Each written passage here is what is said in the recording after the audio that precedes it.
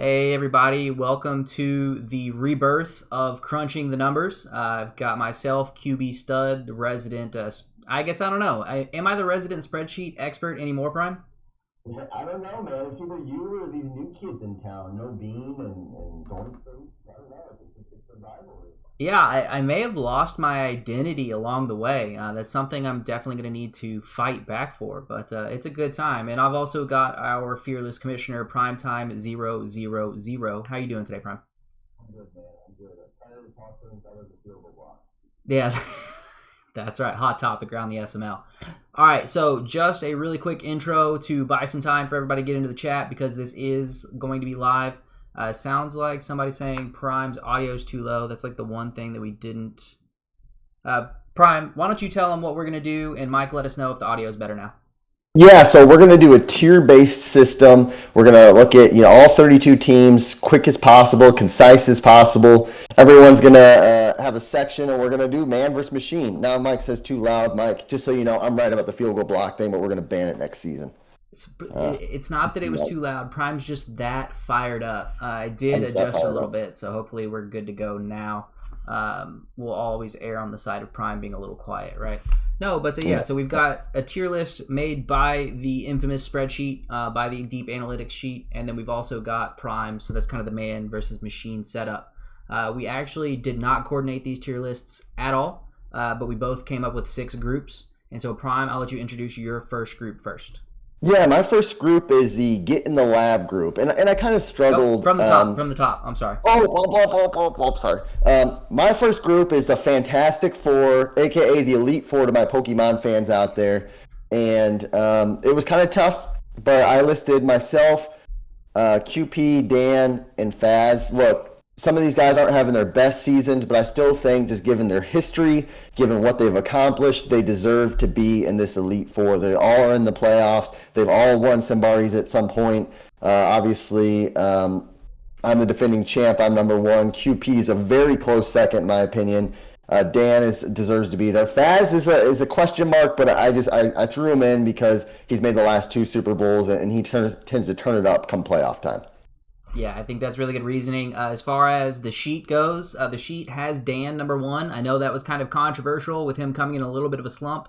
I think he will adjust as he has. He just beat Clinky, who the sheet actually loves.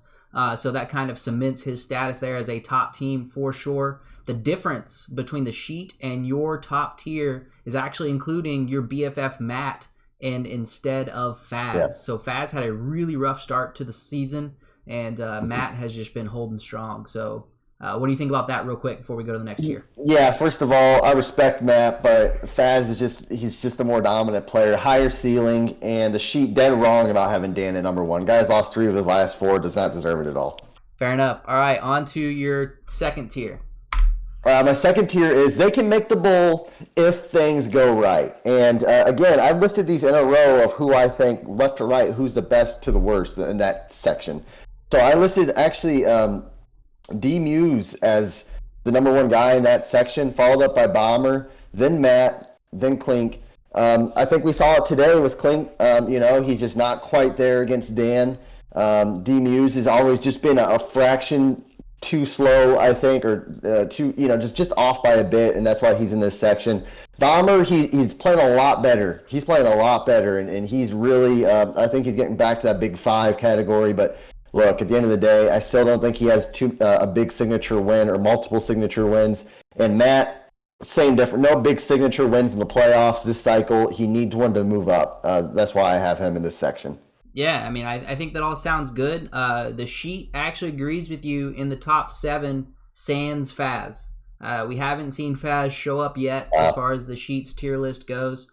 The order's a little jumbled around, but it's all kind of a grouping, right? So it's the same idea as your tier list, with actually Bomber leading it. So if you think about it, is it the top 5 or is it the Fantastic Four? According to the sheet, although he's not in that upper echelon, he is number 5. So that's just another thing to kind of keep track of. So what makes Bomber not in a top 5 then, or the Fantastic 5? Is it just because his APPG's that much lower than the Colts? That's correct. So yeah, the Colts kind of rounded off at a solid 88, whereas the Browns is a pretty healthy drop off at 82.87. Call it an 83. So about 5 points. You see a clean cut there to separate the Browns versus that other upper echelon, and that's kind of how all these tiers were made for the sheet. Okay, interesting. Moving on then. On to the next one. So the next one I have is a playoff win is possible. Probably not going to be legit Super Bowl contenders, but I think they can make some noise. And I have NYT leading this group, then Doink, Pauly, No Bean, Meats. I know he's not in there, but I still think he's capable of it more often than not. I have DW, and I have Dump. And some of these guys aren't quite in the playoffs, but I'm just going off of, hey, you know what? If these guys win some games, if they make the playoffs, these are the guys with the highest potential. If they're playing good football. And that's how I have the list. I struggle putting NYT at 1 here in this section, but he's got the best team. I think he's playing the best, so that's why I have him at number 1. Yeah, and I think that's fair. As far as this section goes, this is where we start to kind of disagree here between the sheet and yourself. We actually have NYT at the bottom of this section, and this is where Faz is introduced as well. Faz, you see on his APPG, big drop-off from D-Muse and the Raiders, so that's kind of why he heads this group. We also see the Packers and the Bills introduced in this section, which you haven't talked about yet. So they're going to be favored a little bit higher. What I dubbed this section is teams that have some flaws. So they're going to show some things. They're going to look good, but they've got 1 or 2 things that are going to hold them back, not allow them to be in the top 2 tiers. Interesting. And I actually see Dump right in the middle there at 69.92. He's been a streaky player, so I guess that does make sense. Yep. All right, on to the next one. My next tier I have is these guys can make the playoffs, but I don't know if they're ever going to do anything. And leading that tier off is Woods, followed by Noah Overlord, Monty, Fins, QB Stud, which we can debate that if you'd like, and then the Saints, Future Empire. These guys are all guys who, look, at the end of the day, if I'm playing these guys in regular season or playoffs, I'm a little nervous going into this game because if I'm not on my A game and if they're playing at the peak of their power, they can probably beat me. But more often than not, for whatever reason, they're not going to be on their A game, and they all have different reasons. I let it off with Woods because he's the most playoff season right now, I feel. And then I kind of worked my way through there. Look, I think you're an interesting one. I think you have the highest potential of this group, obviously, given your history. But for now, I got you locked in there. Yeah, I mean, I think that's fair at worst. As far as the sheet goes, your first 2 there, Bills and Packers, that's who we had in the upper echelons. That's just a matter of cutoff, right? Yep. And then we also have introduced the Steelers, the 49ers, the Seahawks, and the Rams. And those teams in particular are why I've dubbed this tier those that have shown some flashes. These are really inconsistent teams, but when these teams are on, they're on. And that kind of goes with what you said before. If it's a regular season game, you're not taking them seriously, they can definitely capitalize and take advantage of you. Now, the way that both of us kind of talked about this tier, it makes it seem like a good thing, right? But as far as the APPG is concerned, all of these teams are now below average. The average across the league for APPG is actually 60, so all of these teams, technically with the Steelers at 59.99, are below that average. So in a way, we've started the lower tiers of the league. And in one sentence, can you explain to me what APPG is? Yeah, so for those of you guys that are new to crunching the numbers, APPG is adjusted performance points per game. And so basically that weighs not just your performance, but who your performance was against. So if you have a solid showing against a really strong opponent, you're going to get a lot of points. If you win, but it's against a bad opponent, who cares? Anyone can beat a bad opponent. You don't get very many points. I like that. And so it's a consistent over the season build up that's dynamic. So, your APPG or your adjusted performance points against me in week 2, maybe you got really low points because I was trash. And then later on, you get more credit for that win because, I've started to kind of get better and better throughout the season. Interesting. Moving on then, right? Yes, sir. All right, so moving on. I added this, or I dubbed this section the Something's Gotta Change. These guys are guys who I've seen flashes from, but more often than not, I leave their Twitch streams with a bad taste in my mouth. And I've got RD, I've got Spooky, Gutta, Mike, Coop, Field, and Grams all in this group. And that means it's not necessarily, I mean, okay, it means that you're obviously in the bottom half of the league, but it also means that, hey, I'm not ready to say you're a dumpster fire either. I think that you got some holes that you need to fix, whether that's probably on your team and also your gameplay. And if you can correct those, you can easily become what I think is a playoff contender, the next tier up. These guys are all kind of the same 500-ish players. All have made the playoffs probably at one point, except for Getta. Interesting list of guys, and a lot of guys who, again, I would kind of fear to play. There's a few guys I'm looking at, and I'm like, I don't know if I want to play that guy. Yeah, just another really quick note. Your last two in the previous tier are going to show up in this one. So that's just, again, we're kind of talking about cutoffs at a certain point. I dubbed this tier the Big Mess tier. And again, my Texans are in this one as well. Just, it's not that they're awful. It's not that they're horrible. It's just kind of a mess of a season for one reason or another for all of these teams. And who else would you want to lead that tier but Mr. Mike FML and his Dolphins? Yeah, very impressive from Mike. I wish he would be at like a 50 APPG, though. Looks like he's at 42. I'm going to work with him. I want to make sure he gets back up to average Mike and that he always hits the middle. I was always happy when he was square in the middle of these sheets. It's just right, you know? Mm-hmm. Not in the middle on field goal blocks, though. All right, no politics. No politics in the video. All right, on to the last one. Hey, my last one, I just said, hey, you know what? Get in the lab. And I didn't even really necessarily order these guys in specific order. I just said, look, Colt, KJ, Fig, and Two Step, you guys are kind of a little bit of dumpster fires, a little bit. And again, you guys are competitive in some games, but more often than not, you guys are kind of, when people are doing SML Survivor, they're probably picking the other teams. It's just kind of the way it is. You know, every team's got teams towards the bottom, and that's kind of what I have right now. And the good news is a lot of these guys are kind of close to something's got to change. They just got to find something to practice at, get in the lab, and improve. Yeah, and so something I did for each tier, for those guys that are feeling that they're getting miffed and it's like, oh, well, I shouldn't be in the bottom tier, I took an average for all the teams in each tiers for the points for and points against for the season. And this tier, this bottom tier, averages under 18 points a game and gives up more than 31 points a game, wow, which is rough. And so that's something where if you're a part of that group, I mean, if you don't belong there, you should have, dragged that whole performance up. But these guys, this is just where they settled. It doesn't mean that they're there forever. And by the way, just, for the record, the sheet does have the Broncos just above this tier. But yeah, it's definitely not where you want to be. No. So you have Fig as the worst player in the SML, despite Graham's possibly being the first 0-17 player ever.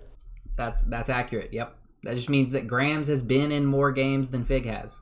Even if Fig won, it was probably against a not great opponent, and then he gets blown out in all the other games, whereas Grams is, at least gaming. He's in more games than Fig is. Interesting. No, that's good stuff. So are you confident in the sheet over the man then? Or do you think your list is better than mine? So I think actually these lists tried to accomplish two different things. I think you went off of owner skill and the sheet went off of the season performance. And I think that's okay. I think sometimes it's interesting to kind of reflect those two things. So I wouldn't say one is better than the other, but I think it's one where when you think about it more, the sheet has a few things right and you have a few things right as well.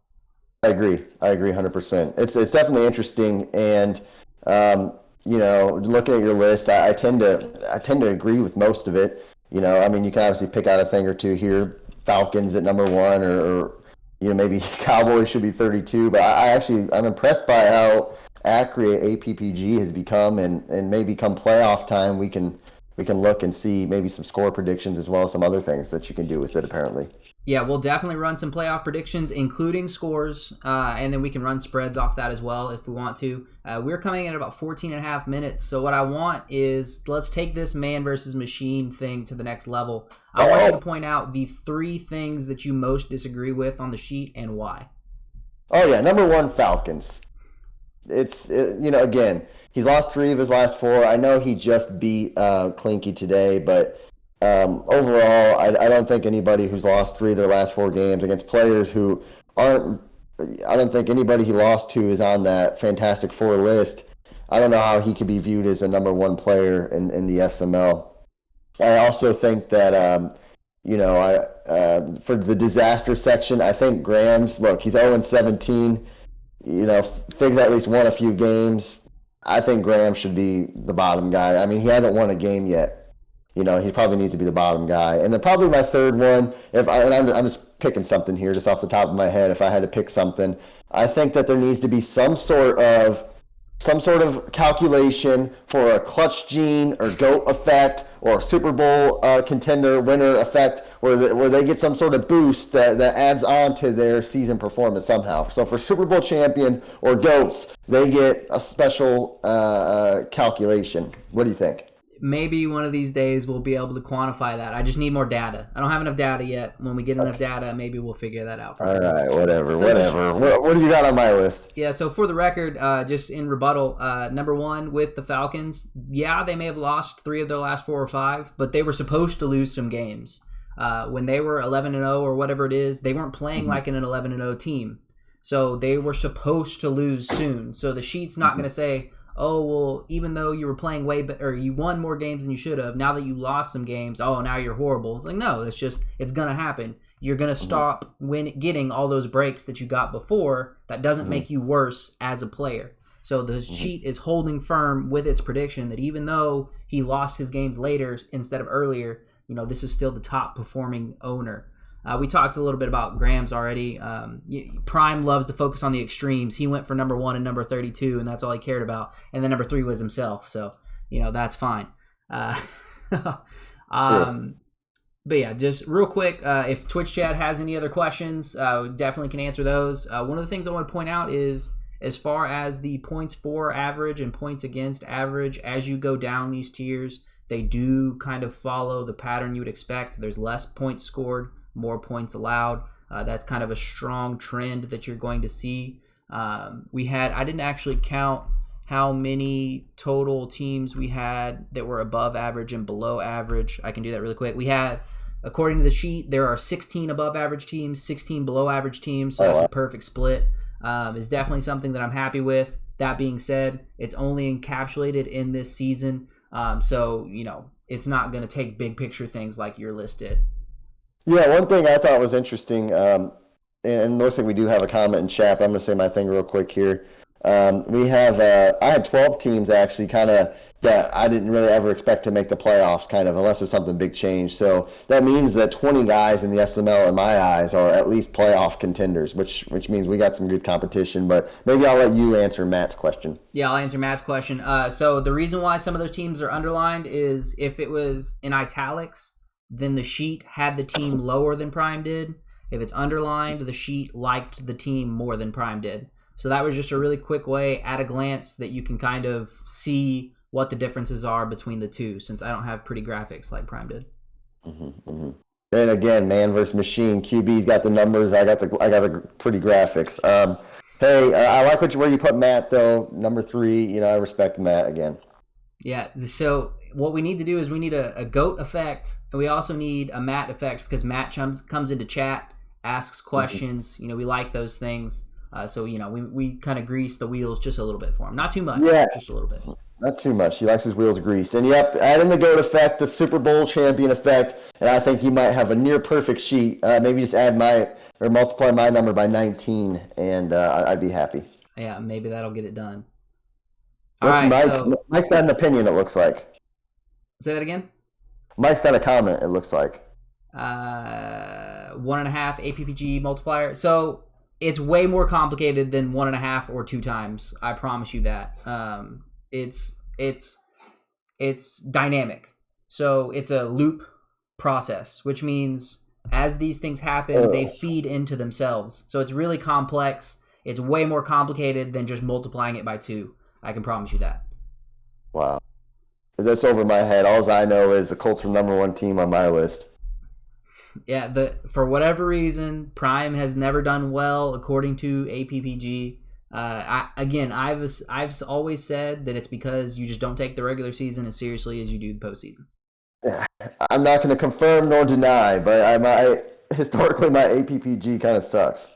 So it is what it is. All right. So thank you guys for coming and watching. For those of you guys that watched the video afterward, feel free to shoot us a message. We'd be more than happy to answer those questions as well. Thank you, Prime, for being co-host. I'll give you the final word. Hey, I appreciate you having me on, QB. I hope to make some predictions next time with you before the playoffs or during the playoffs. I think divisional round, we said maybe. I'm fired up, man. Crunching the numbers is back, and hey, I look forward to beating the machine on my predictions next time. All right, we'll see you guys in a couple days.